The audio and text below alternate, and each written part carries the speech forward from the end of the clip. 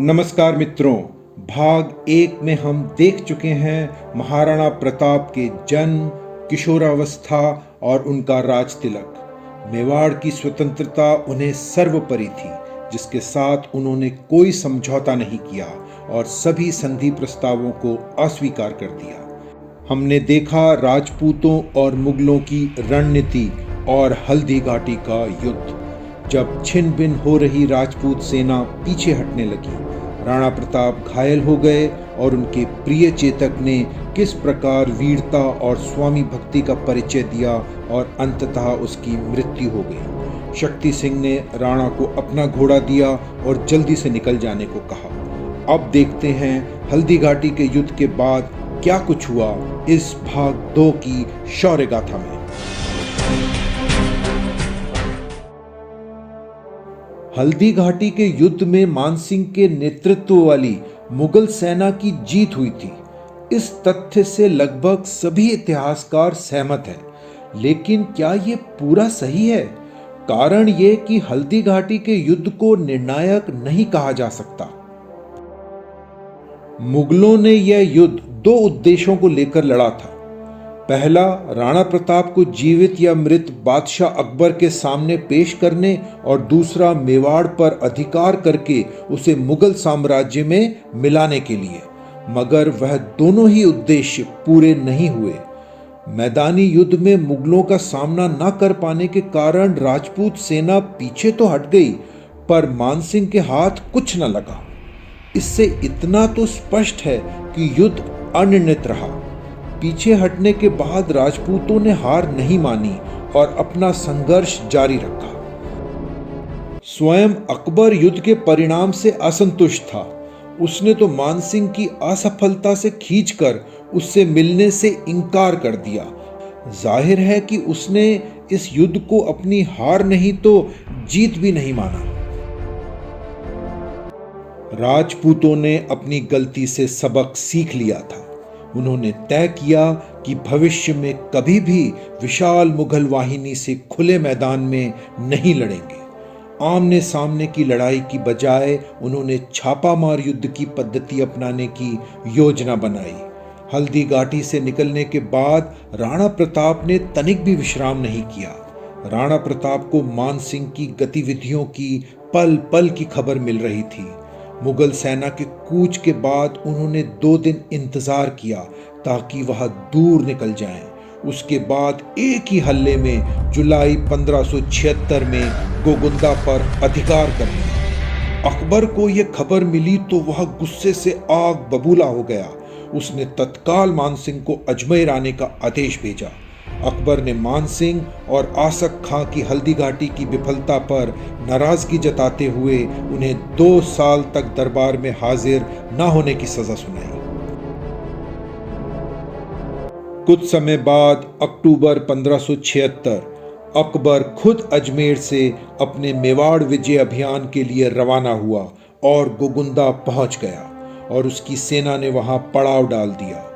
महाराणा प्रताप को सूचना मिल गई थी। अपनी छापामार रणनीति के अनुसार उन्होंने गोगुंदा मुगलों के लिए खाली कर दिया था और अपनी सेना के साथ पहाड़ी प्रदेश पे चले गए।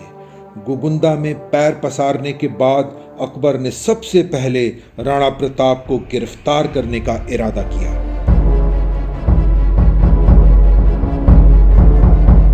गोगुंदा से कुछ टुकड़ियां शाही फरमान के साथ विभिन्न दिशाओं में भेजी गईं, मगर कुछ टुकड़ियां तो लौटी ही नहीं। उनके सारे सिपाहियों को राजपूतों ने घात लगाकर मौत के घाट उतार दिया। कुछ भीलों के विष बुझे तीरों से घायल हो बेहाल लौटे और आप बीती सुनाई। महीनों इसी तरह गुजर गए। अकबर उनकी विफलता की कहानियां और मजबूरियां सुन सुनकर तंग आ गया। मेवाड़ की चारों ओर से नाकेबंदी कर दी गई। प्रताप को किसी तरह की रसद या सहायता मिलने का सवाल ही न था। जगह जगह छापा मारने पर भी जब अकबर को राणा प्रताप का कुछ पता न चला तो वह हताश होने लगा। अकबर परेशान था। उसे स्वयं मेवाड़ की खाक छानते हुए 6 महीने हो गए थे। हर तरकीब आजमाने पर भी राणा प्रताप को पकड़ना तो दूर, उनके बारे में कोई ठोस खबर तक नहीं मिल रही थी। आखिरकार उसने लौट जाने का फैसला किया। मई 1577 को बादशाह अकबर मेवाड़ से राजधानी लौट गया।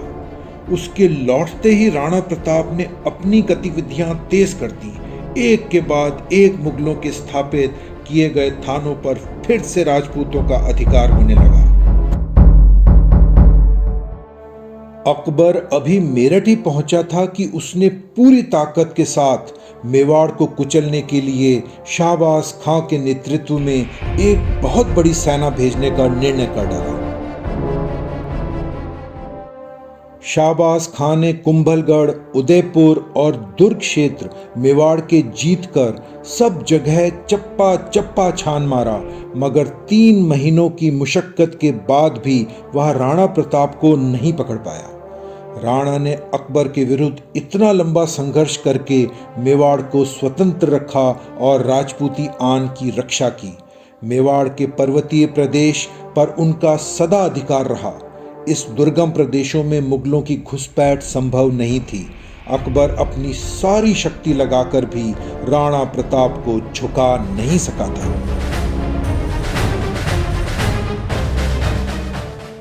मेवाड़ का खजाना भामाशाह की देखरेख में था। भामाशाह कोषाध्यक्ष ही नहीं, वीर सेनानी भी थे। भामाशाह ने मालवा के पास मुगल अधिकृत क्षेत्र को जमकर लूटा और एक बड़ी धनराशि एकत्रित की और राणा की सेवा में उपस्थित हुए। इस धन से सेना एकत्रित करके मेवाड़ को मुगलों के अत्याचारों से मुक्त कराने की विनती की। सेना के पूर्व गठन के बाद छोटे मोटे थानों पर राजपूतों ने आसानी से अधिकार कर लिया।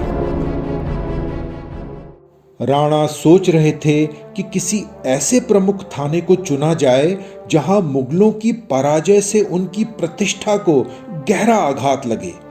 इसके लिए देवेर गांव के थाने को चुना गया, जिसका थानेदार सुल्तान खां था और जो एक बहादुर सिपा सालार था। घमासान युद्ध हुआ। यह राजपूतों की हल्दी घाटी का जवाब था। सुल्तान खां खुद आगे आकर बड़ी वीरता से लड़ रहा था।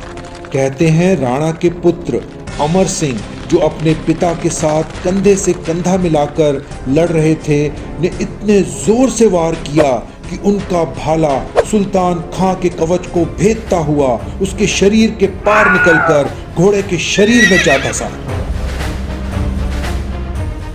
उधर महाराणा प्रताप ने एक ही वार में बहलोल खां के सिर पर इतनी ताकत से वार किया कि उसे घोड़े समेत 2 टुकड़ों में काट दिया। अपने सेनापति को मरते देख मुगलों के हौसले पस्त हो गए। दिवेर थाने पर अब राणा का कब्जा था।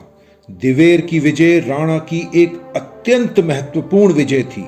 उनका अगला लक्ष्य कुंभलगढ़ को शत्रु के अधिकार से मुक्त करना था। राजपूतों ने आसानी से कुंभलगढ़ को हासिल कर लिया। राणा का विजय अभियान जारी रहा। देखते ही देखते बिना कड़े मुकाबले के राणा प्रताप की सेना ने सभी थाने मुक्त करा दिए। पराजित मुगल सैनिक जान बचाकर अजमेर तक भागे। शाहबाज खां ने 3 बार बड़ी सेना के साथ राजपूतों को हराने का प्रयास किया, मगर वह सफल नहीं हो सका। हल्दी घाटी की लड़ाई जून 1576 को हुई थी और अब जून 1580 था। इस दौरान किए गए मेवाड़ विजय के सारे अभियान निष्फल साबित हुए थे। आमेर के कछवाहा वंश के प्रति उनके मन में विशेष रोष था। मानसिंह, उसके बाद उसके पिता भगवान दास और चाचा जगन्नाथ कछवाहा ने मेवाड़ को बड़ी निर्दयता से तबाह किया था। महाराणा की सेना ने आमेर के क्षेत्रों पर आक्रमण किया। मालपुरे को लूटने के बाद पूरी तरह नष्ट कर दिया, ताकि पता चल सके कि विनाश लीला की पीड़ा क्या होती है।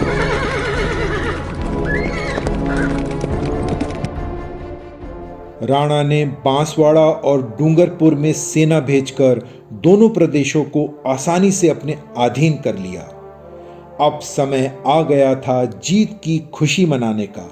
विजय महोत्सव गोगुंदा में मनाया गया।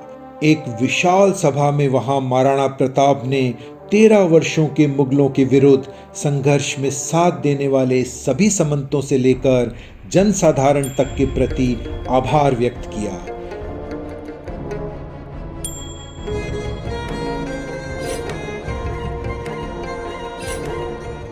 धीरे धीरे मेवाड़ की खोई हुई खुशहाली लौटने लगी।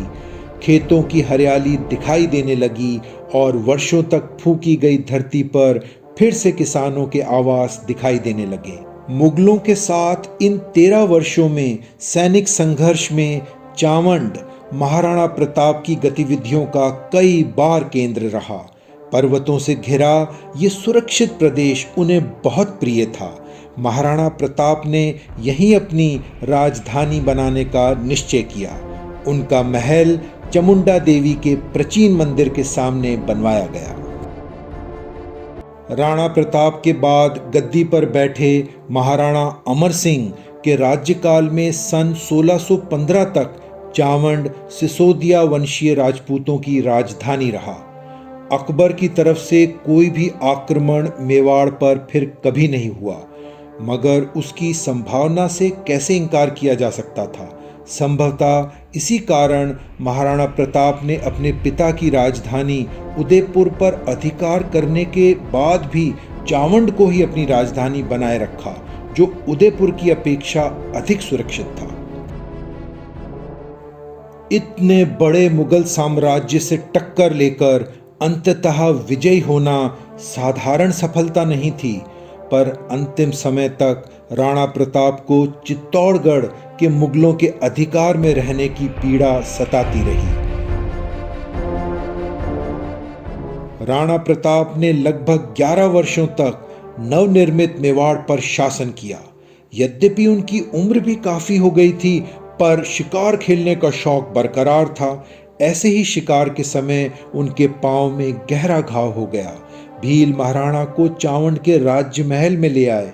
राज्य वैद्यों ने बहुत प्रयत्न किया, मगर 19 जनवरी 1597 को मेवाड़ को पराधीनता के अधिकार से निकालकर स्वतंत्रता के प्रकाश में लाने वाला उनका जीवन दीप बुझ गया।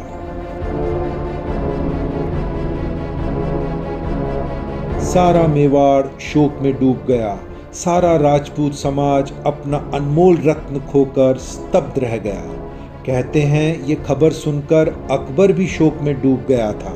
महाराणा प्रताप चले गए, पर अपनी शौर्य गाथा भारतीय इतिहास के पन्नों पर स्वर्ण अक्षरों में लिखवा कर गए।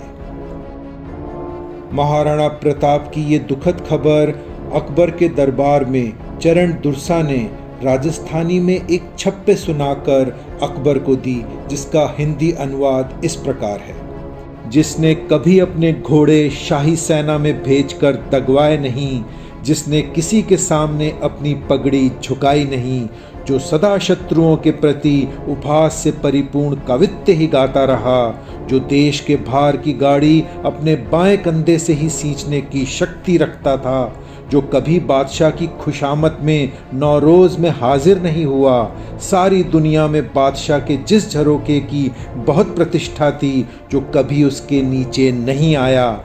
ऐसे गहलोत महाराणा प्रताप विजयी रहकर संसार से विदा हुए।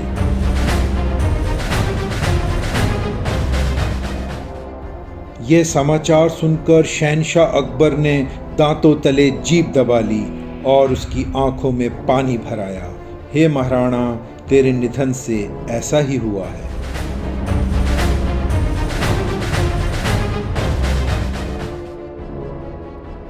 प्रताप जयंती इसी माह मई में है, तो साझा कीजिए महाराणा प्रताप की ये शौर्य गाथा अपने मित्रों के साथ भी, और देखते रहिए अमिट निशानी एक कहानी।